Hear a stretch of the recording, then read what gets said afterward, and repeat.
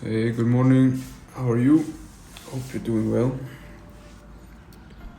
This morning's squat were like it was the easiest 100 ones I've done so far. So I think I'm over the worst hurdle with the like soreness and stuff like that. So I'm actually still sore, but I'm less sore now than I was yesterday. And yesterday I was less sore than I was the day before that. So in terms of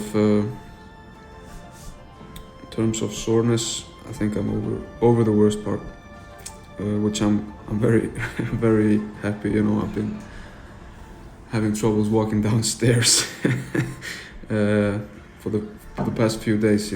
So that's good.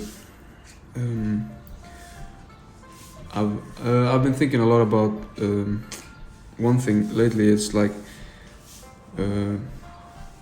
what motivates you to train or to stay active, and what I found is that you need to have like a why, and this is just based off personal experience. It's like a why that drives what you do, and it's not a goal. It's more like a reason you do what you do.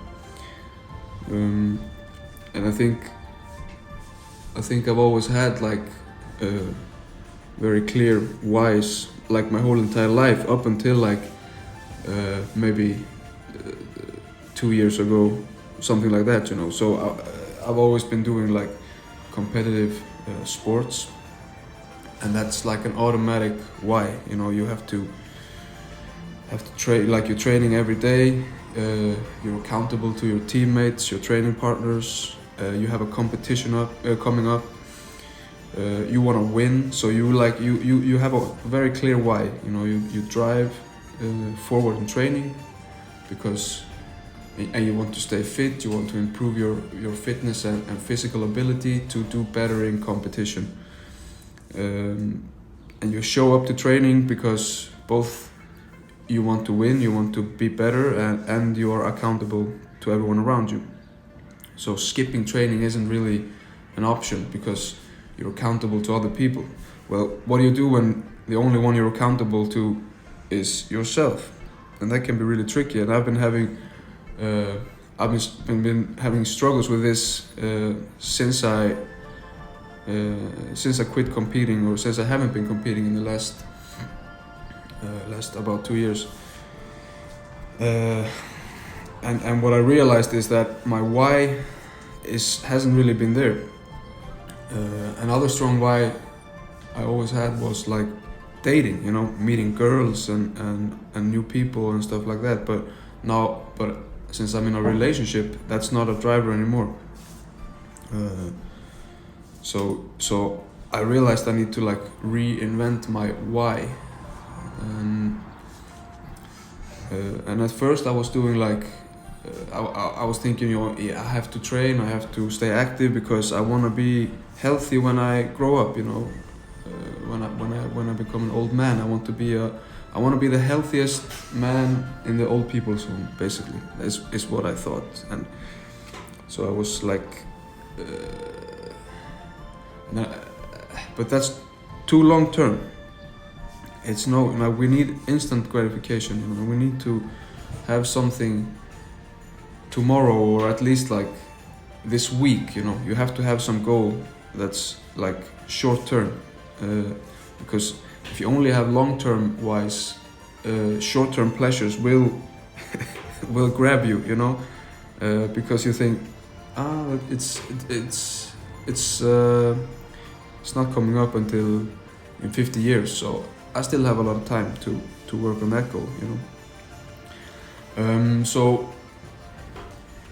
So what I did was, or what I realized, and actually I've experienced it since I started making these videos, is that making the videos is a great why, because I'm making one every day, which means that I have to stay active every day.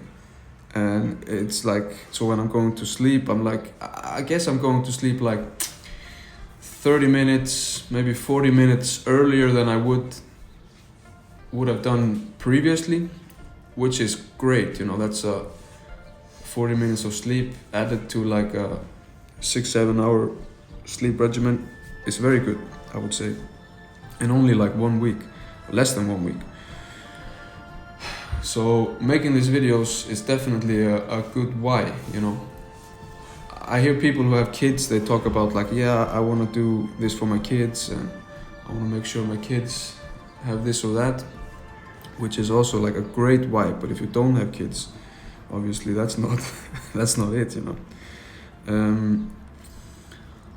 And I guess also, you know, you have to have your own why, you know. It's like you can't really copy someone else's why. Obviously you can be inspired by other people and stuff like that, but in terms of your why, like your why is gonna be unique to you. So you have to be very aware, I think, that your why is not something that you can't buy it, you know. You can't, because the fitness industry is built around handing you your whys, like your reasons, and in most cases they are quite like, they're reasons that are built around negativity about yourself, you know, like a negative self-image, like you're too fat, or you're too ugly, you're too slow, you don't have a six-pack, you're basically a piece of shit, and to change that you buy a product, or at least they offer you to buy products that supposedly help, and some of them maybe do, but it doesn't really matter because it's not built on a foundation of your why, your reason, your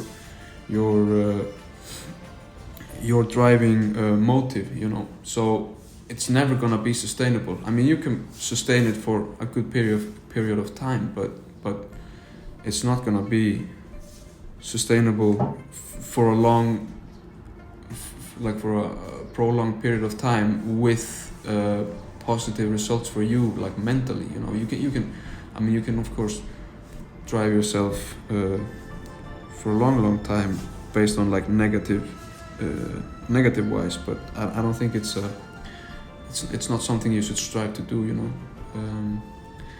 And these goals that someone else hands you, they aren't created for you, you know. They're created to make money, or for them, you know. So I think that's important, you know. Don't buy it from someone else, you know.